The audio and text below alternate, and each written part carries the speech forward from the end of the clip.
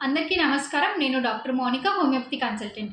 చాలామంది వుమెన్స్‌కి ఒక question mark అనేది ఉంటుందండి. అంటే లైక్ ఎవరైతే న్యూలీ మ్యారీడ్ కపుల్స్ ఉంటారో వాళ్ళకి ఎలా అంటే లైక్ బర్త్ అంటే ప్రెగ్నెన్సీ రావడానికి వాళ్ళు ఎలా ప్లాన్ చేసుకోవాలి అనేసని థింక్ చేస్తూ ఉంటారు. సో, అలా అది ఏ డేట్స్ నుంచి ఏ డేట్స్ వరకు అనేది చెప్తానండి నేను. సో, ఫస్ట్ ఆఫ్ ఆల్ మనకి పీరియడ్ అనేది ఫస్ట్ డేట్‌కొస్తే గనక మన సైకిల్ అనేది ఫస్ట్ డేట్‌కొస్తే గనక పీరియడ్ అనేది అప్పుడు మనకి 5 డేస్ అంటే ఫిఫ్త్ డే వరకి సైకిల్ అనేది అవుతూ ఉంటుంది. ఆర్ కొంతమందికి సిక్స్త్ ఆర్ సెవెంత్ డే వరకు కూడా అవుతుంటుంది.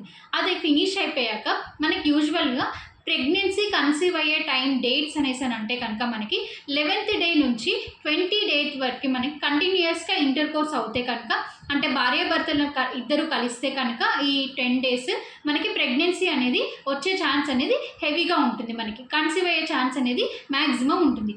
లేదు అని అనుకుంటే కనుక ఓవ్యులేషన్ టైంలో మనకి అంటే కనుక పీరియడ్ వచ్చాక మనకి 14th డేట్ నుంచి 16th డేట్ వరకు ఈ 3 డేస్ ఇంటర్‌కోర్స్ అయినా కానివ్వండి, భార్యాభర్తలు కలిసినా కానివ్వండి, అప్పుడు కూడా ప్రెగ్నెన్సీ వచ్చే ఛాన్స్ అనేది కంపల్సరీగా ఉంటుందండి.